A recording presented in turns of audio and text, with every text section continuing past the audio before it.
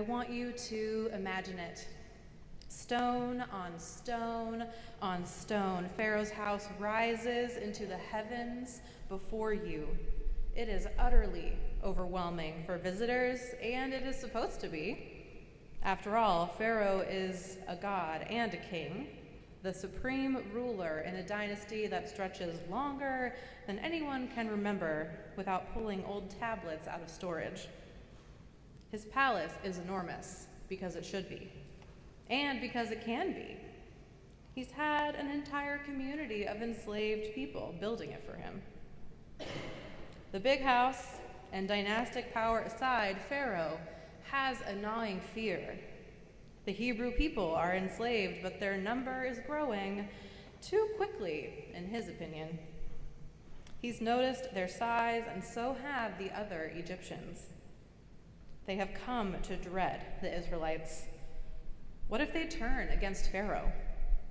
What if another enslaved group takes up arms or someone else invades? The Israelites might turn the tide of an uprising or a war, and this long dynasty would fall. Better to head the problem off before it starts. So, Pharaoh summons two women, Shiphrah and Puah.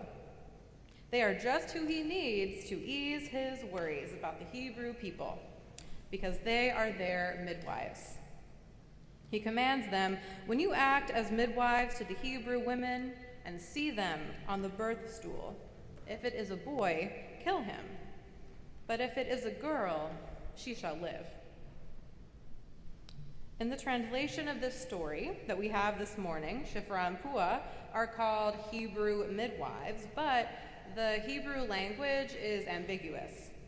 It's ambiguous enough that it could mean instead that they are the midwives for the Hebrew slaves. And it may be that the reason they are called before Pharaoh is that they too are Egyptian. It is unlikely, I think, that Pharaoh would have demanded women to kill newborns who were part of their own community. So in this interpretation of the story, they are Egyptian midwives for the Hebrews, assigned to the enslaved women. And so when Pharaoh spoke, he saw no need to worry about any resistance from them. They would do as he said. Problem solved, thinks Pharaoh. Now, a few years ago, a movie hit the screen just in time to stream it during quarantine. It was a beautiful story about family, reconciliation, the danger of revisionist history, and reparations. In it, an unlikely group of leaders and friends set out to save their community from an existential threat. And along the way, every assumption they had about their home, their people, even themselves, was challenged. I am, of course, talking about the Disney movie Frozen 2.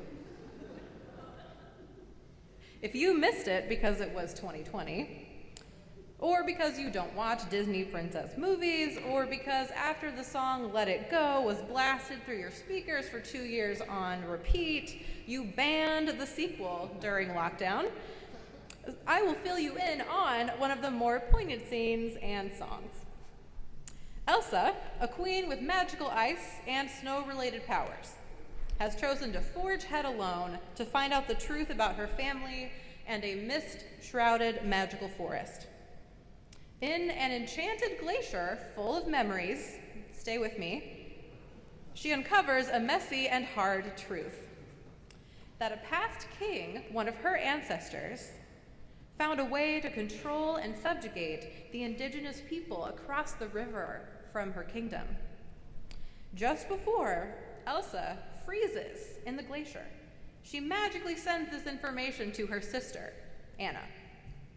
Anna receives this message and knows something is wrong, and she assumes her sister has died, and so she decides it is her job to go out and find the truth and make things right.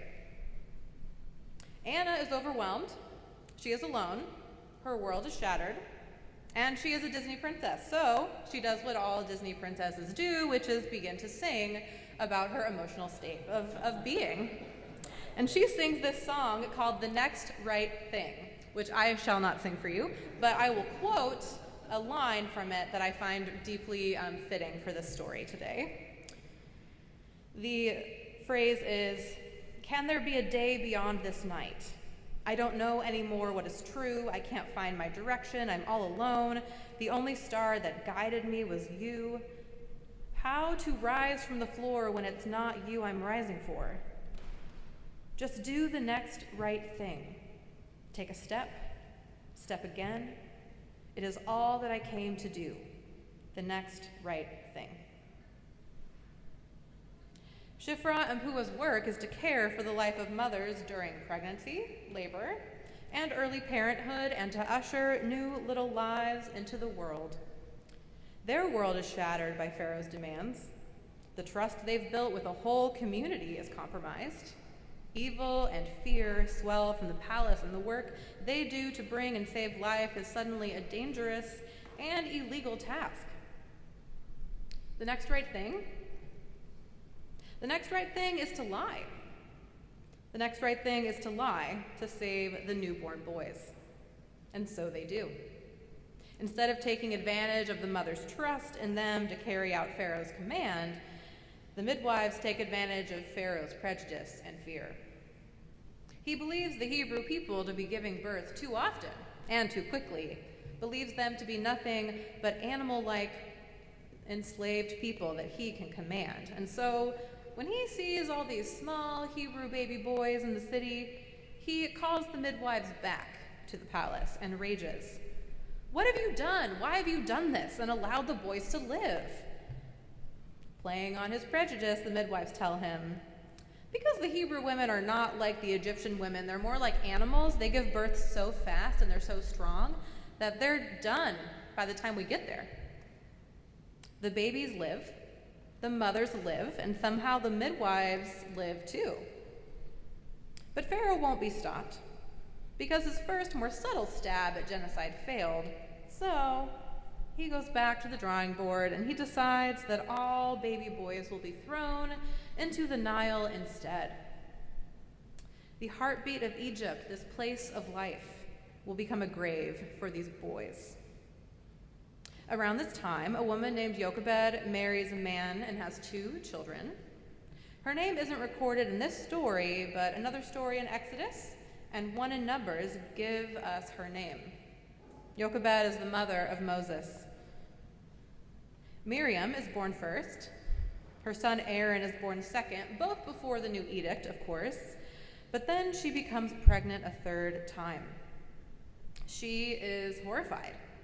The midwives protect Jochebed's life and the life of Moses, but she cannot bring herself to bring him to the Nile's edge.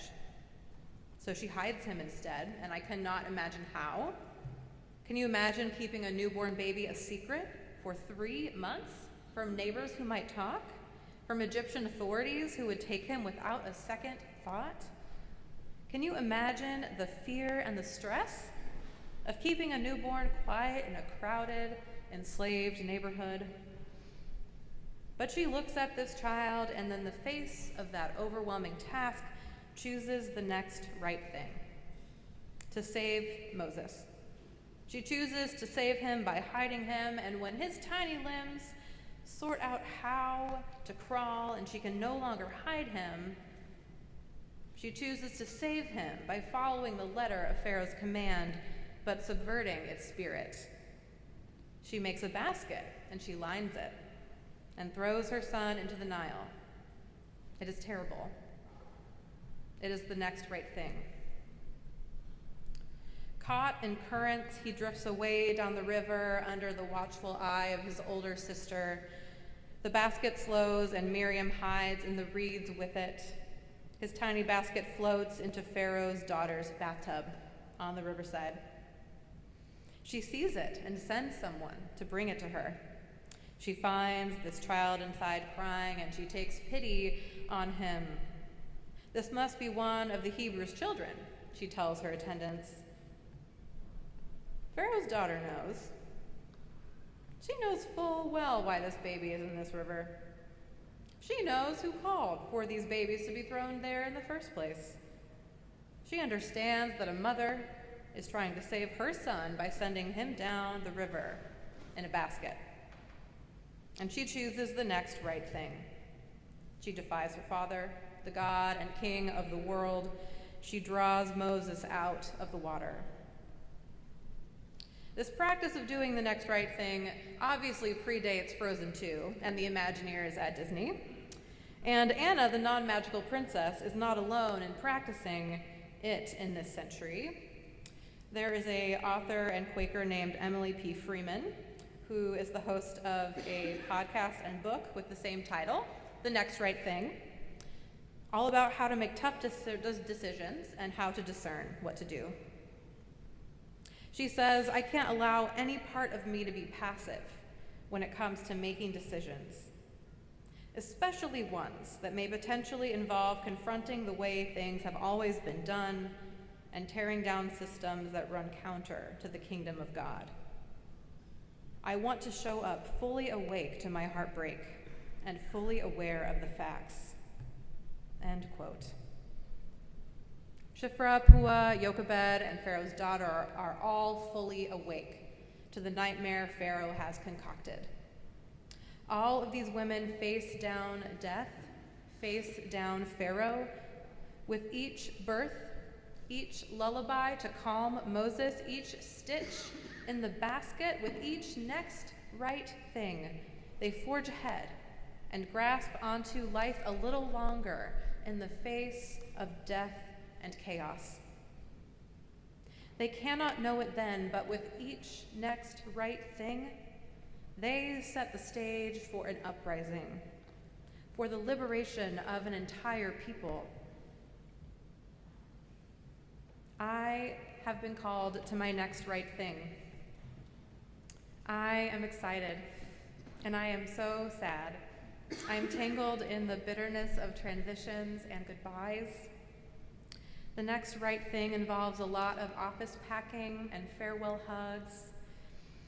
It carries with it changes to our relationship as we count down to my last day and start that year-long period the presbytery asks pastors to make some distance between members of their last church so you all can build new relationships, and I can do the same with my new congregation.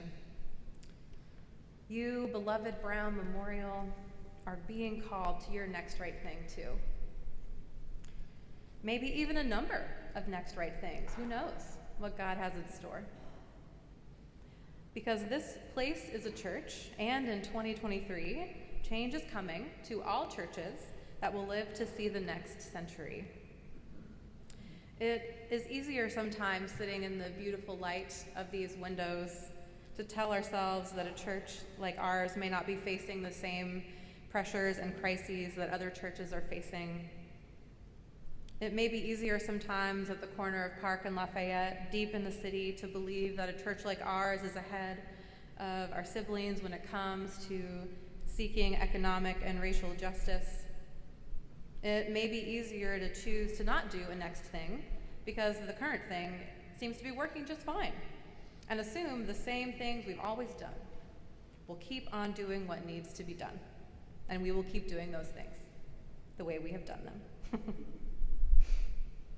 It may be easier to show up not fully awake and aware of the world's grief, our own challenges and shortcomings. But I tell you this morning that we may be afraid, we may be anxious, we may be uncertain how to act, and we can be brave and afraid. We can be compassionate and anxious. We can be aware of our own prejudices and choose to subvert them anyway. Because when we show up fully awake, God meets us there. God gives us the conviction in our minds to steer us. God gives us the courage in our chests to fuel us. God gives us the compassion in our hearts to know when something needs to change. So as you work, may you have the conviction of Shiphrah and Puah. May you have the courage of Moses' mother, Jochebed. May you have the compassion of Pharaoh's daughter. May we all do the next right thing. Amen.